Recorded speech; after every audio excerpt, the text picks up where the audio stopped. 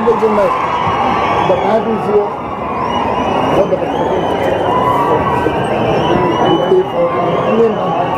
Indian Caves, Ranganatha Swami, is all done by Vijayanagara సామ్రాజ్యం. Chariot ఇవన్నీ అలాంటి this is the replica of తాడిపత్రులు. ఇదే రెప్లికా. ఇప్పుడు కొత్తగా మన జూబ్లీ నుంచి కూడా అందరు ఆంటీస్ అందరూ తాడిపత్రి గార్డెన్ స్టార్ట్ చేశారు. నిన్ననే రాజగోపాల్ అన్నారు, నువ్వు తీసుకొచ్చావా? చాలా మంది వస్తున్నారు సార్. సార్ ఎవ్రీ వీక్ వస్తున్నారు తాడిపత్రి. టెంపుల్ అది లగడపాటి వాళ్ళ ఫ్యామిలీ వచ్చిపోయారు. ప్రమోట్ చేస్తున్నారు. గండికోట అన్న please include this. Okay, will include, will promote.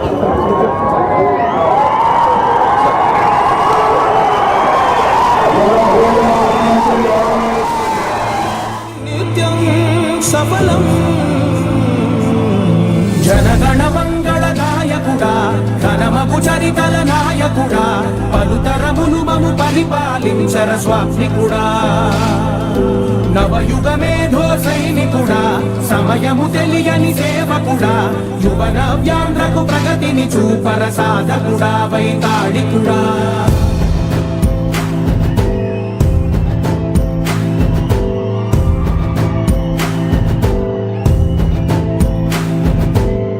ప్రతి ఇల్లు నిన్నే నిన్నే పిలిచింది, ప్రతి గడప నీకే స్వాగతం అంటోంది, ప్రతి మనసు నువ్వే గెలవాలంటోంది.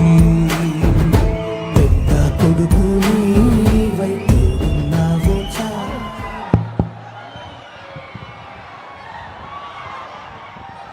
మన ప్రియతమ ముఖ్య గౌరవనీయులు శ్రీ నారా చంద్రబాబు నాయుడు గారు ఈరోజు మన మధ్యన ఉన్నారు. మాన్య మన శాసనసభ్యులు గౌరవనీయులు శ్రీ జేసీ అస్మిత్ రెడ్డి గారు ఈ సందర్భంగా స్వాగతం పలుకుతారు.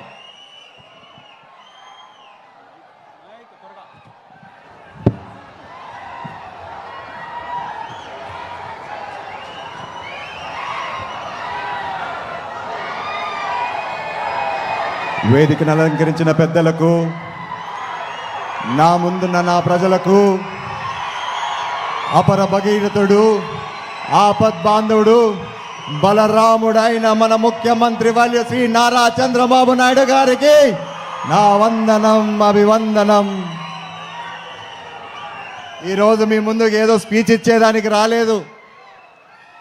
నిన్నగాక మొన్న ముఖ్యమంత్రి వర్యులతో నాకు జరిగిన సంఘటన మీతో పంచుకుందామని చెప్పి మీ ముందుకు వచ్చా.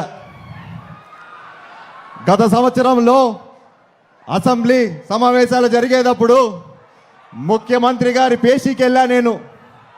అక్కడికి వెళ్ళి, అయ్యా మా యాడికి కాలువకు, మా ముచ్చుకోట రిజర్వాయర్కి నీటి కేటాయింపులు లేవు, దయ ఉంచి ఒక జియో ఇప్పించండి అని చెప్పి ముఖ్యమంత్రి వారి దగ్గరికి వెళ్ళా. అప్పుడు ముఖ్యమంత్రి గారు ఒకటే అన్నారు, నా భుజం, నేను పక్కనే ఉంటే దగ్గరికి లాక్కొని భుజం పైన చేయేసి, మనందరికి తెలిసిండేదే కదా మన ముఖ్యమంత్రి గారు, తడుతూ తడుతూ ఒకటే చెప్పాడు, ఇదిగో తమ్ముడు, జియో గియో ఇచ్చేది లేదు కానీ ఖచ్చితంగా ప్రతి చెరువుకి ప్రతి కాలువకి నీళ్ళిచ్చే బాధ్యత నాది, నువ్వు ధైర్యంగా వెళ్ళని చెప్పి నాకు ధైర్యం ఇచ్చి సాగనించారు. కానీ ఏం చేద్దాం, మొదటిసారి ఎమ్మెల్యేకి ఏం తెలుస్తుంది? ఒక కాగితం అన్న చేతిలో ఉంటే అధికారులతో మాట్లాడేదానికి ఏదన్నా ఉంది అని అనుకున్నా. ఒకవైపేమో నాకు ధైర్యం ఇచ్చాడు, తడుతూ భుజం తడుతూ, నువ్వు పో, నేను ఇస్తాను నీళ్ళు నీకని. ఇంకోవైపు ఎటువంటి కాగితం లేదు. మళ్ళా అధికారులతో ఏడ గొడవ పెట్టుకునేదబ్బా అనుకుంటా దిగులుతో బయటికి వచ్చా.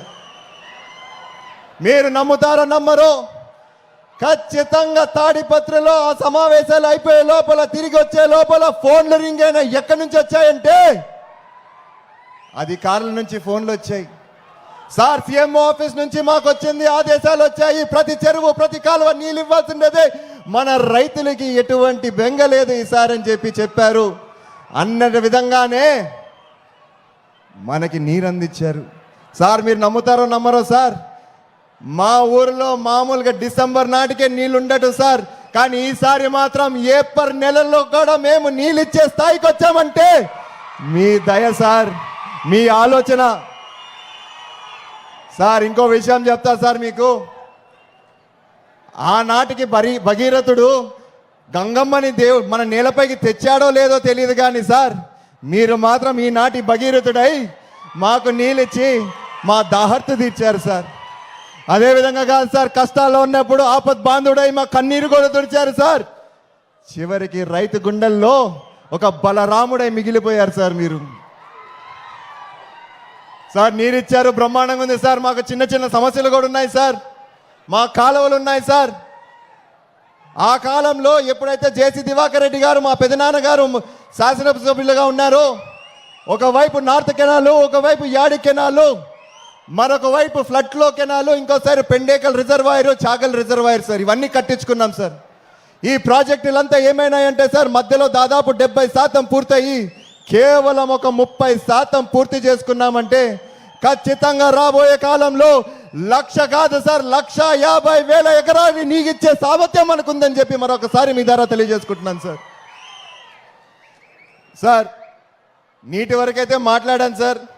మా యాడికి ప్రజలకి నాళ్ళ నుంచి ఒక కోరిక ఉంది సార్. మా యాడికిలో యువత సార్ కాలేజ్ నుంచి డ్రాప్ అవుట్లు ఎక్కువైపోతున్నాయి సార్. కేవలం ఒకే ఒక కారణం, మాకు దగ్గరలో ఎటువంటి జూనియర్ కాలేజీలు లేవు సార్. ఒకవైపు చూస్తే తాడిపత్రి దాదాపు 30 కిలోమీటర్లు, ఇంకో వైపు చూస్తే గుత్తి అదొక 30 కిలోమీటర్, హెడ్ క్వార్టర్ అనంతపూర్ అయితే అదొక 60 కిలోమీటర్లు సార్. వీటికి చేరుకునే బదులు మీరు ఇంట్లో ఉండిపోండి, మాకు చదువులు వద్దని చెప్పి డ్రాప్అవుట్స్ ఎక్కువైపోతున్నాయి సార్. సో దయవించి నేను కోరేది ఏంటంటే సార్, ఒకవైపు భూమిని నమ్ముకున్నాం సార్, మాకు ఇది తప్ప మాకు వేరే ఏది రాదు సార్ చేసుకోవడానికి. దయచేసి మా కాలువలు పూర్తి చేయండి సార్, మాకు మళ్ళా నీళ్ళు వచ్చే విధంగా చేయండి సార్. అదే విధంగా మా యువతకి మరొక్కసారి భరోసా ఇవ్వండి సార్. నేనున్నానని చెప్పి మీరు రైతాంగానికి కూడా భరోసా ఇచ్చినట్టు అవుతుంది సార్. ఇప్పటికే యువత చాలా మంది ముందుకు రావట్లేదు సార్. మీరు కానీ భరోసా ఇచ్చారంటే ఖచ్చితంగా రాబోయే కాలంలో ముందే మనం ఆర్టిఫిషియల్ ఇంటెలిజెన్స్ ఎక్కువైపోతుంది అంటున్నాం. ఉద్యోగాలు ఉంటాయి, ఉద్యోగాలు ఎక్కడికి పోవు. 1,00,000 ఉద్యోగాల దగ్గర ఒక 70,000 ఉద్యోగాలు రావచ్చేమో. ఈ 30,000 మందికి మనం న్యాయం చేయాలంటే సార్ ఖచ్చితంగా మన కాలువలు పూర్తి చేసుకోవాలా, మన రిజర్వాయర్లు చేసుకోవాలా. సో మరొక్కసారి ఈ సభాముఖంగా మిమ్మల్ని కోరేది ఏంటంటే సార్, మాకు నీళ్ళు ఇప్పించండి, మా రైతులు బాగు చూడని చెప్పి కోరుకుంటూ సెలవు తీసుకుంటున్నాను. జై అమరావతి, జై జై అమరావతి. మన గౌరవ శాసనసభ్యులు శ్రీ అస్మిత్ రెడ్డి గారికి కృతజ్ఞతలు చెల్లిస్తూ ఇప్పుడు గౌరవ పార్లమెంటు సభ్యులు గౌరవనీయులు శ్రీ అంబికా జి లక్ష్మీనారాయణ గారు ప్రసంగిస్తారు.